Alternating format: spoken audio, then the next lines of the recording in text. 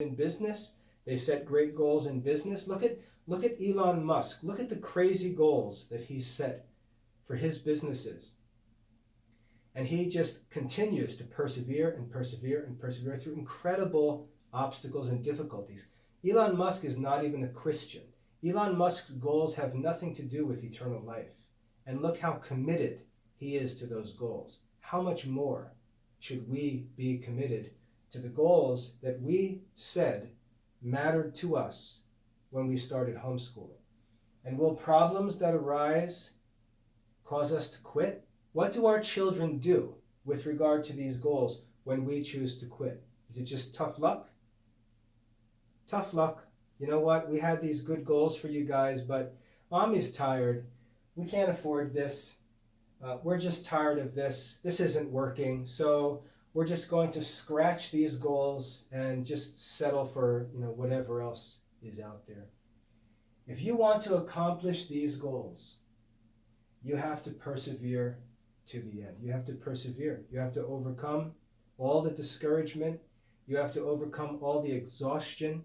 You have to overcome all of the financial challenges. You have to overcome all of the problems, all the trials of family life through the years. You've got to keep praying and working and persevere to the end. Because if you quit at any stage, if you quit, and I'm not saying change plans that still align with your goals. That's one thing. But I'm saying if you quit and you abandon your goals for some short-term reason, short-term problem, short-term difficulty, if you abandon noble Christian goals for some temporary problem, you're going to regret it for the rest of your life. And you can't let that happen. In order to encourage yourself, think ahead and think about being a 65-year-old grandmother or grandfather. What would you like to be able to look back on as a 65-year-old? What would you like to look back on? What would you like to be able to say you did when you're 65 years old? Or laying on your deathbed. Imagine being on your deathbed. What regrets will torment you on your deathbed? These are the days, these are the years to address these things. I know who I want to be as a 70-year-old man, if God wills and I live. I know what I want to be as a 70-year-old man. I was thinking about that when I was 20 years old. And this is the time for me to make that a reality and be that man who I want to be when I'm 70 years old. When I'm 70 years old, I want to be able to say, I did this and I did this and we did this.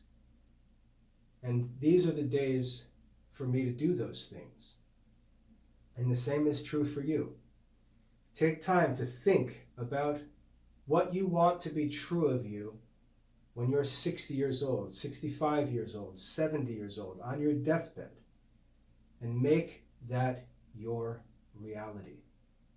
In order to do that, you need to persevere to the end. Homeschooling, if you are doing it for the right reasons, and notice that I said if. I'm not one of these homeschool conference speakers that just tells everyone they're wonderful. There are many, many people homeschooling their children for the wrong reasons that are going to have negative effects. But if you're homeschooling for the right reason, the work that you're undertaking is a heroic work. It's a work of extraordinary virtue. It's a rare work to be done, and you need to expect it to be difficult and costly and long. You need to count the costs and be ready for that and understand that you're undertaking great work. You're working to pursue great goals. There's a reason that modern schools don't serve these goals. There's a reason. It's hard. It's expensive. It takes great sacrifice. It takes perseverance. There's a reason why modern schools don't serve these goals. If you say, you know what, as for me and my house, we're going to pursue these goals. We're going to give our children the same education that the saints enjoyed. Well, that's a noble set of goals. And you need to expect it to be a battle. And you need to expect it to be a battle that lasts a long, long time. And you need to persevere to the end. Now, when you've done this, you're going to come up to practical challenges. For example, let's say one of your kids decides he wants to go to college. What should you do? Well, first of all, you should help that child establish his goals or her goals and ask, what college program helps you to accomplish your goals? Because it may not be what other people are doing, just like it wasn't what they were doing when he was in second grade. And so we need to evaluate what the child should do when you come to that fork in the road. You need to evaluate your options and make good choices based on those goals. I'll give you some examples from my own life. I don't want this to be too long, but just to keep this practical. My eldest son was considering one of two options when he was 17 years old. There was a little bit in him that was interested in the priesthood, and he considered it, went to vocational retreats, things like that, was very close to going to seminary, but he really felt that his other interest, which was military service and work in criminal justice, was really where his heart was inclined. And so he decided to join the military. We looked at all these options, and he decided to join the military, join the reserves, go to college, and pursue a career in criminal justice. Well, as we went through these processes, obviously I, as a classical schoolmaster, never specifically prepared him for modern college admission because I know it's not a problem, and I never concerned myself with that. But when the time came, he decided that he wanted to stay close to home, and so he applied for admission to the University of North Carolina at Charlotte, the Charlotte campus of the University of North Carolina, was admitted to the college, was admitted to the ROTC program, has all of his tuition paid, is living on campus 45 minutes from home, and is getting great grades and is as happy as a clam. Why? Because we solved one problem at a time. We didn't change his education.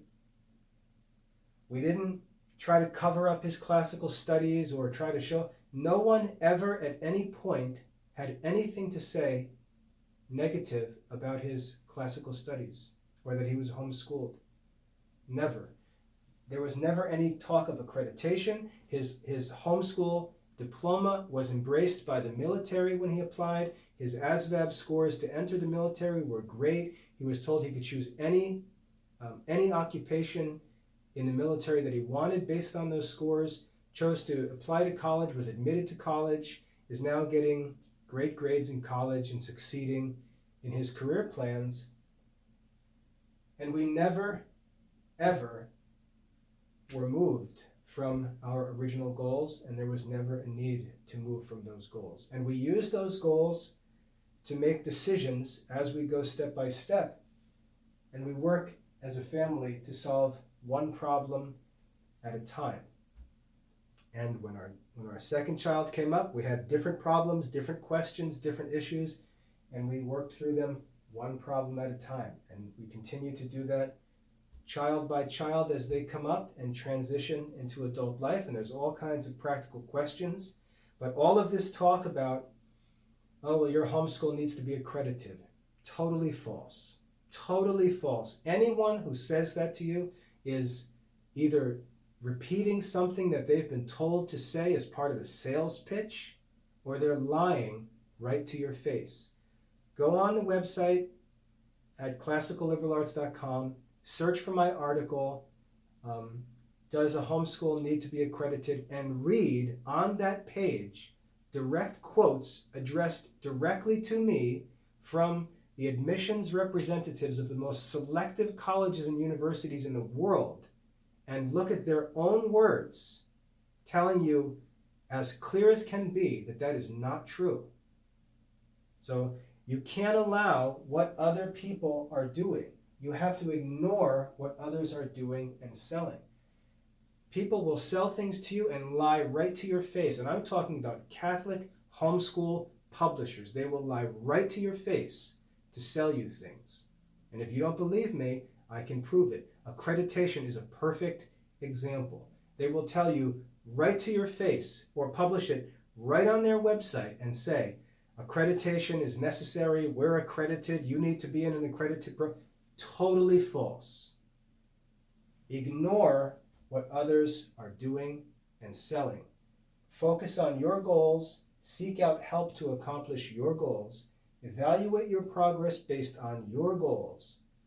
Ignore what others are doing and selling, solve one problem at a time, and persevere to the end. Homeschooling continues on through college as your kids continue to work and study. They're still your kids. They still have issues, need help, are going to be going through academic questions and issues. We work with our son every single day. He's 21 years old. We're in touch every day, working through details of his college studies, what he's studying.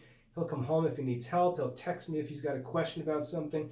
We need to help him, deal with administrative things in college, on and on. It's an everyday process. We solve one problem at a time, and we're still working 21 years into this to persevere to the end. So, set noble goals. Don't make excuses. Don't be afraid. Set the goals that come from your convictions. Remember, that's what we said. We said homeschooling is a parent's right because it's the pursuit and service of their own convictions. So don't be afraid to let your goals come from those convictions. Don't be afraid of what other people are doing. Don't be afraid of what others are telling you. Don't be afraid of what you see others doing. Begin with your convictions, and from those convictions, set your goals. Establish those goals. And when you've set those goals and you know that those goals are right and good for your children, stick to them until the very end. Once you're resolved to pursue those goals, don't turn away from them. There's too many temptations, too many distractions, too many discouragements, too many obstacles. If you're not focused on those goals and persevering to the end, it's just a matter of time before you quit and lose hope and give up. And then what? Then what? Back to public school? Back to the local Catholic school? Switch to a curriculum that doesn't even serve your goals? Why? Why do that? Because you're afraid of college admission? There's nothing to be afraid of. Solve one problem at a time. Because you're afraid about money? Solve one problem at a time. Stay focused on your goals, persevere in those goals to the end, and you will have, I guarantee you will have a reward that is the ultimate reward in this life, and the only true reward. And that reward is not that your kids will be saints, because that's not in your control. The reward will not be that your kids become successful financially in the world. That's not in your control. It's not that your kids will become religious. That's not in your control. The reward for this work is a good conscience. A good conscience as a parent is the reward for this work. The only true reward. To be able to go to bed at night, to pray before you go to bed. You're supposed to examine your conscience before you go to bed at night.